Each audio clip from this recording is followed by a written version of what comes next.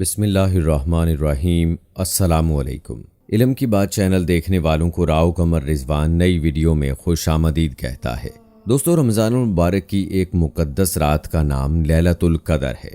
یہ رات بڑی برکتوں، رحمتوں والی اور اہمیت و عظمت کے لحاظ سے اس کا بڑا اہم مقام اور مرتبہ ہے۔ لیلۃ القدر کے لغوی معنی قسمت والی رات، حرمت والی رات، قوت والی رات، وقار والی رات، سہولت والی رات اور تقدیر والی رات کے ہیں۔ لیلۃ القدر کے اصطلاحی معنی ہے کہ رمضان المبارک کی وہ رات جس میں قرآن کریم کے نزول کی ابتدا ہوئی، جیسا کہ اللہ تعالیٰ فرماتے ہیں انا انزلناہ فی لیلۃ القدر، یقیناً ہم نے اسے لیلۃ القدر میں نازل کیا ہے۔ پھر فرمایا وما ادراک ما لیلۃ القدر، اور تمہیں کیا معلوم کہ یہ عظیم الشان رات جس میں تقدیریں اترتی ہیں کیا شے ہے۔ چنانچہ اس صورت میں یہ بتایا گیا ہے کہ قرآن کریم کو ہم نے تقدیریں نازل کرنے والی رات میں اتارا ہے، یعنی آئندہ زمانہ میں جو کچھ اس دنیا میں پیش آنے والا ہے وہ قرآن کریم میں بیان کر دیا گیا ہے۔ رمضان المبارک کے آخری عشرے کی طاق راتوں میں سے ایک رات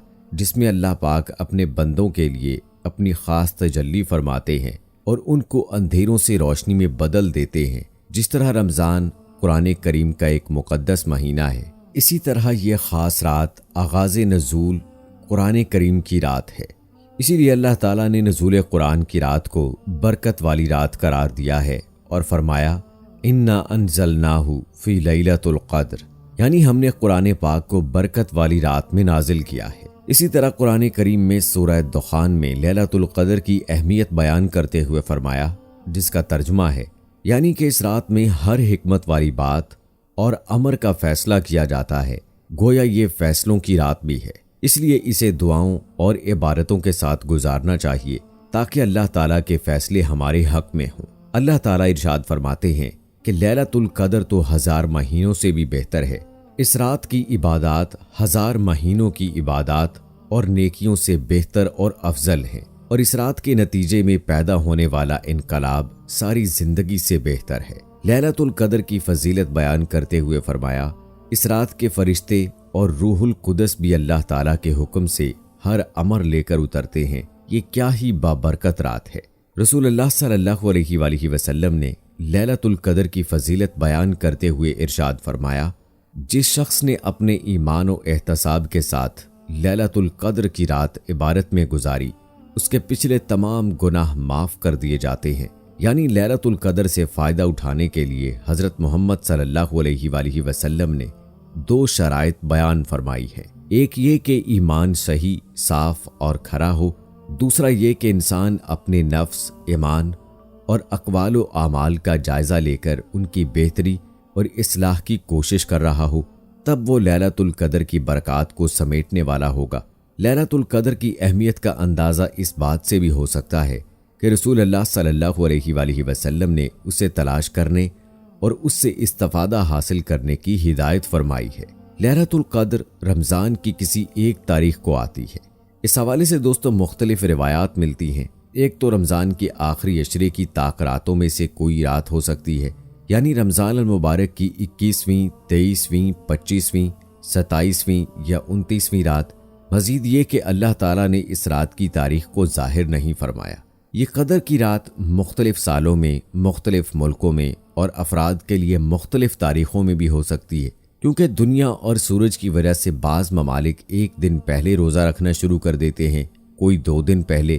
اسی طرح ملکوں کی طاق راتیں اکٹھی نہیں ہو سکتی۔ لیلۃ القدر کی پہچان: بعض روایات کے مطابق رات کو بارش ہوتی ہے، ہوا چلتی ہے، بجلی چمکتی ہے اور زمین و آسمان کے درمیان نور کی لہریں نظر آتی ہیں۔ یہ ضروری نہیں کہ اس کی روحانی کیفیت کو تمام لوگ ایک ہی بار یا ہر کوئی دیکھ سکے، کیونکہ یہ ایک روحانی کشفی نظارہ ہوتا ہے۔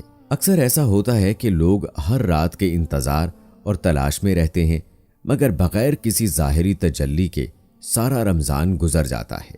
لہٰذا انسان کو چاہیے کہ وہ اخلاص کے ساتھ روزے رکھے اور سارا رمضان خلوص نیت کے ساتھ دعاؤں میں لگا رہے، نیکی کے کاموں میں بڑھ چڑھ کر حصہ لے تاکہ اس کو کسی بھی وقت لیلۃ القدر کی تجلی نصیب ہو جائے۔ لیلۃ القدر میں عبادت کا ثواب گزشتہ گناہوں کی مغفرت کا باعث ہے۔ حضرت ابو ہریرہ رضی اللہ تعالی عنہ سے روایت ہے کہ آپ صلی اللہ علیہ وآلہ وسلم نے ارشاد فرمایا، جس نے لیلۃ القدر میں ایمان کے ساتھ ثواب کی نیت سے قیام کیا، اس کے گزشتہ گناہ معاف کر دیے جاتے ہیں۔ لیلۃ القدر کی سعادت سے محروم رہنے والا شخص بہت ہی بد نصیب ہے۔ حضرت انس بن مالک رضی اللہ تعالی عنہ سے روایت ہے کہ رمضان آیا تو آپ صلی اللہ علیہ وآلہ وسلم نے فرمایا، یہ جو تم پر مہینہ آیا ہے، اس میں ایک رات ایسی ہے جو قدر و منزلت کے لحاظ سے 1000 مہینوں سے بہتر ہے۔ جو شخص اس کی سعادت حاصل کرنے سے محروم رہا، وہ ہر بھلائی سے محروم رہا۔ نیز فرمایا، لیلۃ القدر کی سعادت سے صرف بد نصیب ہی محروم رہ جاتا ہے۔ لیلۃ القدر کی عبادت کا ثواب 83 سال کی عبادت کے برابر ہے۔ ہم نے اس قرآن کو لیلۃ القدر میں نازل کیا ہے، اور تم کیا جانو کہ لیلۃ القدر کیا ہے؟ لیلۃ القدر 1000 مہینوں سے زیادہ بہتر ہے۔ فرشتے اور روح الامین اس میں اپنے رب کا ہر حکم لے کر اترتے ہیں۔ وہ رات سراسر سلامتی کی رات ہے طلوع فجر تک۔ لیلۃ القدر رمضان کی طاق راتوں 21ویں، 23ویں، 25ویں، 27ویں یا 29ویں میں سے ایک رات لازمی ہوتی ہے۔ حضرت عبادہ بن صامت رضی اللہ تعالی عنہ بیان کرتے ہیں کہ ہمیں آپ صلی اللہ علیہ وآلہ وسلم نے لیلۃ القدر کی فضیلت بیان کرتے ہوئے بتایا کہ یہ رمضان کے آخری عشرے میں یعنی 21ویں، 23ویں، 25ویں، 27ویں یا 29ویں کی راتوں میں سے ایک رات ہے۔ جو شخص اخلاص کے ساتھ اس میں قیام کرتا ہے، اس کے پچھلے تمام گناہ معاف ہو جاتے ہیں۔ حضرت عائشہ صدیقہ رضی اللہ تعالی عنہا سے روایت ہے کہ آپ صلی اللہ علیہ وآلہ وسلم نے فرمایا، رمضان کے آخری عشرے کی طاق راتوں میں لیلۃ القدر کو تلاش کرو۔ رمضان کے آخری عشرے میں بہت عبادت کرنی چاہیے اور اپنے اہل و عیال کو عبادت کے لیے ترغیب دلانی چاہیے۔ حضرت عائشہ رضی اللہ تعالی عنہا فرماتی ہیں کہ رمضان کے آخری عشرے میں آپ صلی اللہ علیہ وآلہ وسلم باقی دنوں کی نسبت عبادت میں زیادہ کوشش فرماتے تھے۔ حضرت عائشہ رضی اللہ تعالی عنہا فرماتی ہیں، جب رمضان کے آخری 10 دن شروع ہوتے تو آپ صلی اللہ علیہ وآلہ وسلم عبادت کے لیے کمر بستہ ہو جاتے، راتوں کو جاگتے اور اپنے اہل و عیال کو بھی جگاتے۔ آخری عشرے کی تمام راتوں میں جاگنے کی فرصت نہ پانے والوں کے لیے لیلۃ القدر کا بھرپور ثواب حاصل کرنے کے لیے اہم 2 حدیثیں حضرت عثمان بن عفان رضی اللہ تعالی عنہ فرماتے ہیں کہ میں نے آپ صلی اللہ علیہ وآلہ وسلم کو یہ فرماتے ہوئے سنا، جس نے عشاء کی نماز با جماعت ادا کی، اس نے گویا نصف رات کا قیام کیا، اور جس نے نماز عشاء با جماعت ادا کرنے کے بعد فجر کی نماز با جماعت ادا کی، اس نے گویا پوری رات کا قیام کیا۔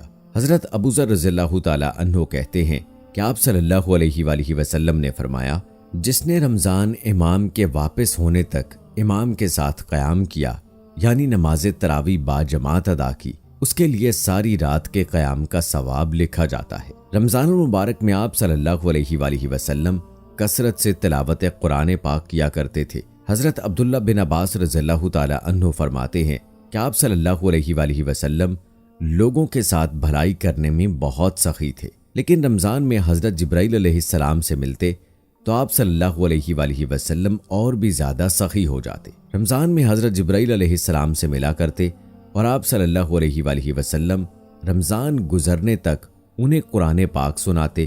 جب حضرت جبرائیل علیہ السلام سے ملتے تو آپ صلی اللہ علیہ وآلہ وسلم کی سخاوت تیز ہواؤں سے بھی زیادہ بڑھ جاتی۔ لیلۃ القدر میں یہ دعا پڑھنی مسنون ہے۔ حضرت عائشہ رضی اللہ تعالی عنہا سے روایت ہے کہ میں نے آپ صلی اللہ علیہ وآلہ وسلم سے پوچھا، اگر میں شب قدر پالوں تو کون سی دعا پڑھوں؟ آپ صلی اللہ علیہ وآلہ وسلم نے فرمایا، کہو یا اللہ تو معاف کرنے والا ہے، معاف کرنا پسند کرتا ہے، لہٰذا مجھے معاف فرما۔ لیلۃ القدر کی دعا، اے اللہ بے شک تو معاف کرنے والا ہے، معاف کرنے کو پسند کرتا ہے، پس تو مجھے بھی معاف کر دے۔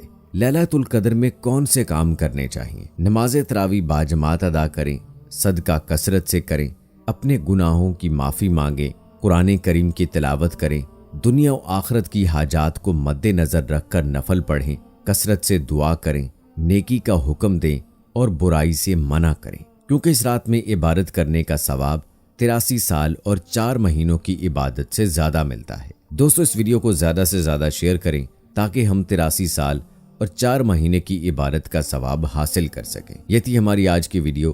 उम्मीद करते हैं आपको पसंद आई होगी। वीडियो को लाइक करें, शेयर करें अपने दोस्तों के साथ। कमेंट बॉक्स में अपनी राय का इजहार लाजमी कीजिएगा। मिलते हैं अगली वीडियो में, तब तक के लिए मुझे इजाज़त दें। फी अमानिल्लाह।